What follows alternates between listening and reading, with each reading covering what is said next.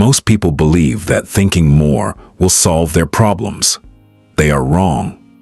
The mind, left unchecked, does not search for solutions. It searches for threats. It rehearses arguments that will never happen. It replays conversations that ended years ago. It constructs elaborate futures filled with outcomes that never arrive. And while all of this is happening, while you are lost inside that endless interior noise, your actual life is passing by, untouched, unlived. This is not a motivational warning. This is a psychological fact, and the Stoics understood it more than 2,000 years before modern science caught up. There is a particular kind of suffering that has no obvious cause, no tragedy, no crisis, no visible wound. Yet the person carrying it feels perpetually exhausted, vaguely anxious, and disconnected from the life they are supposedly living. Look honestly at your life. How many hours each day do you spend inside your own mind, rather than inside the present moment?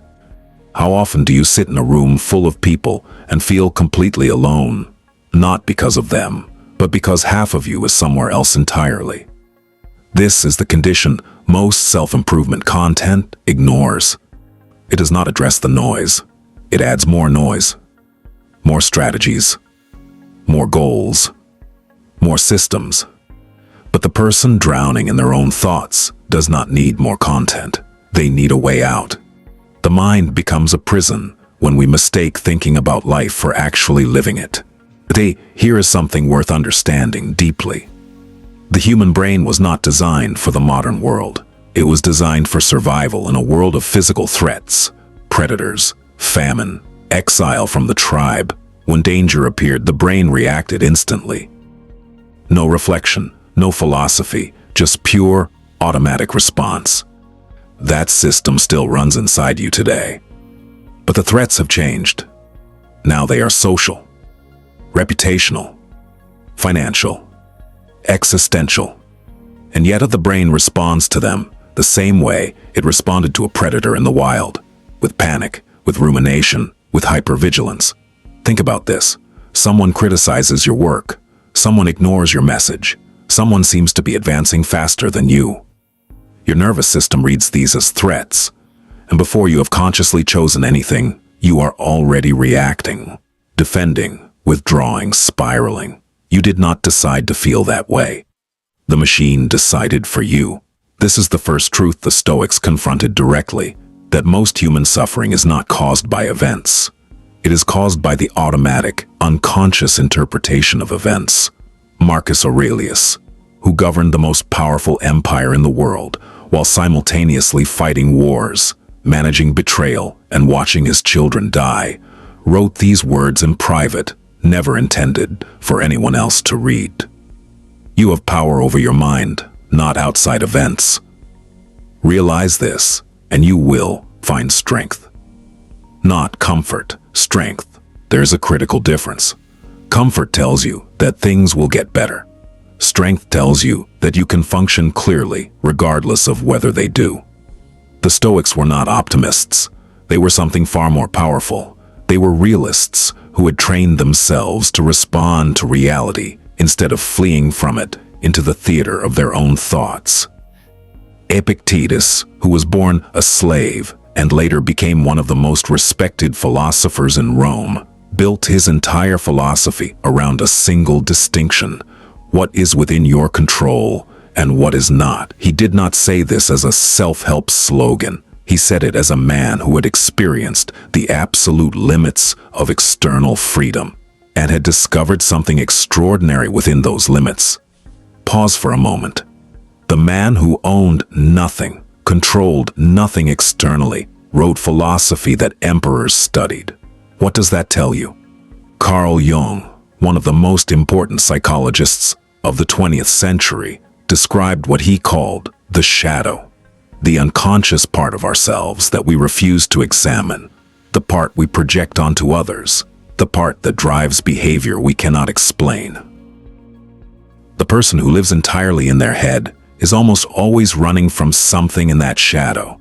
The overthinking is not accidental, it is functional. It keeps you busy enough to avoid confronting what you actually feel, what you actually fear, what you actually want. Rumination masquerades as problem-solving. Anxiety masquerades as preparation. Constant mental activity masquerades as productivity. But underneath it all, there is something simple and uncomfortable waiting to be seen. The trap is this: the more you think around a thing, the more powerful it becomes. The mind that never rests, never heals. And the person who has never learned to be still inside themselves will spend their entire life building elaborate structures of thought to avoid exactly that stillness. Imagine this situation. You are lying awake at 3 a.m. Your thoughts are moving quickly. You are replaying something, a decision, a conversation, a moment of failure. And you tell yourself you are trying to understand it, but you are not. You are trying to control it retroactively, to rewrite something that has already been written. That is not thought. That is suffering dressed as thought. The shift the Stoics offer is not about becoming emotionless. That is one of the greatest misconceptions about this philosophy. Stoicism is not about suppression.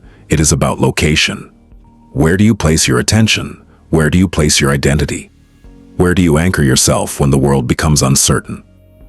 The untrained mind anchors itself to outcomes, to other people's opinions, to the future, which does not exist yet, or the past, which no longer does. It is always somewhere other than here. The trained mind anchors itself to action, to values, to the quality of attention brought to this moment, this decision, this breath. Seneca wrote, "Nusquam est qui ubique est." It translates as "the person who is everywhere is nowhere." That is the cost of living in your head. You are everywhere, in every imagined future, every rehearsed argument, every scenario that may never arrive. And because of that, you are nowhere, not fully present in your own life. If this kind of perspective resonates with you, the kind that cuts quietly but deeply, consider subscribing. This channel exists for people who want more than surface-level motivation. It exists for those who want to think clearly, live deliberately, and understand themselves honestly. Consider the person who receives critical feedback at work. Well, the ordinary response is immediate and internal. The mind begins constructing a defense. Then it begins catastrophizing. Then it starts comparing. Who received praise, who did not, what this means for the future. Within minutes, a single comment has become a referendum on the person's entire worth. Now consider the person who has trained their attention. They receive the same feedback. They feel the same initial sting. They are human, not stone, but they do not follow the thought into the spiral. They ask a different question, not, "What does this mean about me?" but, "What is useful here?" That single pivot, from meaning to utility, changes everything, not dramatically, not all at once, but consistently. Over time, it creates a different kind of person, one who is less reactive, more deliberate, and significantly harder to destabilize. This is not a personality type.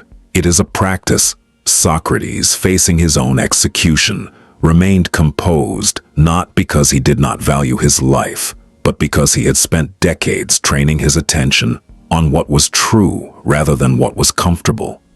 Aristotle called this eudaimonia, not happiness in the modern sense, not pleasure, but the deep flourishing that comes from living in alignment with your highest capacities. You cannot access that flourishing from inside a spiral of overthinking.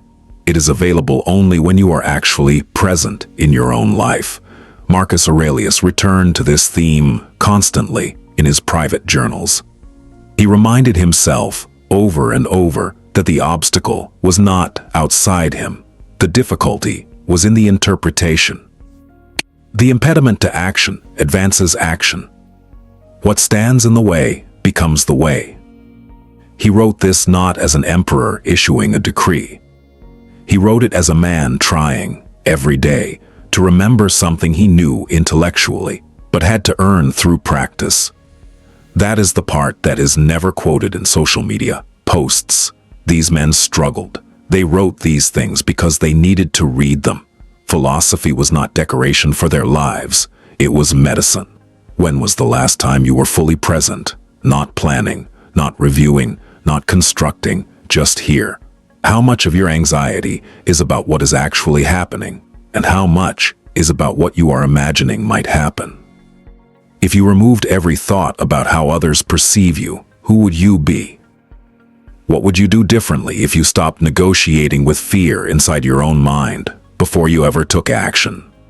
These are not rhetorical questions. They are instruments. Sit with them honestly, and they will show you something. Here is what accumulates over years of this practice. You become someone who is difficult to manipulate because manipulation works through emotional reactivity, and you have trained yours. You become someone who makes cleaner decisions because you are not deciding from inside a fog of projected fear. You become someone people trust because your presence is actual, not performed. And perhaps most importantly, you become someone who experiences their own life rather than narrating it from a distance. The person who has mastered their inner attention does not appear dramatic. They do not announce their growth. They simply move through the world with a quality of presence that others sense but cannot quite name. That quality is not charisma. It is not confidence in the conventional sense. It is something quieter and more foundational. It is the settled authority of a person who has stopped fighting with their own mind long enough to actually inhabit themselves.